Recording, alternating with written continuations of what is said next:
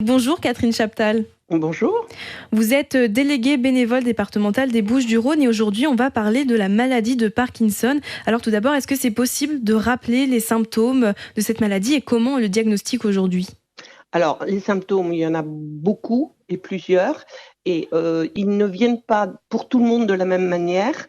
La maladie de Parkinson est une maladie évolutive, avec des symptômes. Le plus gros handicap que peut apporter cette maladie, c'est la lenteur, les problématiques de déplacement. Mais en dehors de ça, il y a beaucoup d'autres symptômes tels que la fatigue, une très, très grande fatigue, la rigidité, la lenteur, je vous l'ai dit, les tremblements qu'on présente toujours comme un symptôme phare. Il y a au moins une personne sur 3 qui ne tremble pas. Ce n'est plus, comme on le croit, une maladie de personnes âgées, puisqu'on a de plus en plus de jeunes Parkinson, c'est-à-dire des gens qui peuvent avoir entre 30 et 60 ans. Et dans les symptômes, oui, il y a 3 symptômes que l'on rappelle régulièrement: tremblement, rigidité, lenteur. Mais vous avez aussi les troubles cognitifs légers, apathie, manque d'envie, manque de concentration. Tout ça sont des symptômes que l'on peut avoir ou pas. Parce que vous venez de me dire, du coup, ça n'arrive pas forcément qu'aux personnes qui sont plutôt âgées, ça arrive à tous les âges? À tous les âges, tous les âges. Moi, j'ai des adhérents, dans les Bouches-du-Rhône qui ont, 50 ans, qui sont encore en activité. On a fait là des cafés jeunes Parkinson, parce que ce sont des gens qui travaillent encore, qui adaptent leur travail quelquefois aux symptômes, mais ça peut arriver à 30 ans, ça peut arriver à 35 ans. Et ce n'est plus la maladie de la personne âgée, ce n'est plus la maladie de la personne qui tremble. Et on avait dit qu'une personne sur 50, du coup, sera atteinte au cours de sa vie. Est-ce qu'il y a un moyen d'éviter cette maladie? Alors aujourd'hui, dans la mesure où c'est pas curatif, on n'en connaît pas vraiment la cause. On pense que c'est plurifactoriel, hein, l'environnement, et dans la mesure où on ne connaît pas la cause, on n'a pas le moyen de le déceler précocement, puisqu'on sait que la maladie de Parkinson, lorsque la personne va avoir des symptômes visibles qui vont l'emmener chez le neurologue, par exemple une douleur qui ne s'arrête pas aux épaules, des vertiges, des chutes, des pertes d'équilibre, elle va aller consulter le neurologue.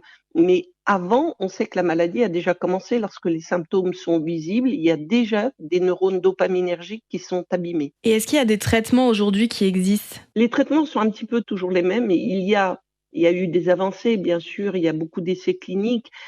Il y a dans un essai clinique là, de Lille, une pompe à lévodopa, ou peut-être l'année dernière vous avez entendu parler, mais qui est encore en essai clinique, qui semblerait bien marcher. Ce qui a changé, par exemple, ce sont le diagnostic par imagerie. Ça bouge beaucoup au niveau de l'imagerie pour arriver à poser un diagnostic un peu plus sûr de la maladie de Parkinson, qu'il n'y avait jusqu'à présent. Une fois que l'on a le diagnostic, eh bien il faut, essayer de faire de la prévention, mais plutôt de la prévention sur les symptômes à venir. C'est-à-dire que, aujourd'hui, on sait que l'activité physique est la meilleure des thérapies finalement, hein, et France Parkinson, a fait une grande enquête et s'est engagé là avec, les écoles de kinésithérapie, de façon à ce que, dès que le diagnostic est posé, on puisse faire une consultation post-diagnostic avec un kinésithérapeute qui va parler de l'intérêt de l'activité physique, de l'intérêt et du bien-être que cela peut apporter dès le début de la maladie. Et du coup, vous m'avez parlé donc de France Parkinson. Vous fêtez vos 40 ans d'ailleurs Oui, cette année. Et puis il y a oui, près de 60 événements qui vont être organisés partout en France, oui. notamment ce 11 avril à Marseille et à Aix-en-Provence. Est-ce qu'on peut revenir dessus? C'est plutôt le 13 avril, hein, c'est samedi. En fait, c'est une journée mondiale, c'est-à-dire que James Parkinson étant né un 11 avril, chaque mois d'avril, nous avons des événements dans tous les départements de France, de manière à faire connaître cette maladie qui est très méconnue, y compris auprès des équipes médicales. Donc, si vous voulez, on parle beaucoup de la maladie pour la faire connaître. Ce sont des journées qui sont ouvertes aux professionnels, aux proches aidants, à toute personne sensibilisée par la maladie. et où on va présenter, des aspects un peu, qu'on n'a pas toujours l'habitude, on va dire, de discuter, si ce n'est dans des conférences à thème. Là, c'est un petit peu le moyen. Sur Marseille, c'est surtout le centre expert qui intervient parce qu'il il participe beaucoup aux Journées mondiales.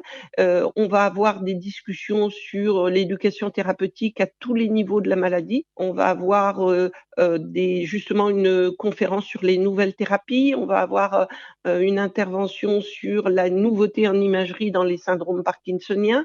Et puis on va un petit peu laisser parler les malades qui essaient d'avoir une vie normale. Donc il y en a qui se mettent à peindre, il y en a, qui font des poèmes, il y en a qui font des compétitions sportives, adaptées. Voilà ce dont on peut parler dans une journée mondiale, mais c'est surtout aussi pour que les gens se rencontrent, qu'il y ait une certaine convivialité et qu'ils sachent d'abord qu'il y a une association qui répond à leurs besoins. C'est une association qui a été créée pour les malades et par des malades. Il ne faut pas oublier que beaucoup de délégués départementaux sont ou des aidants ou des malades eux-mêmes, et qui sont donc bénévoles.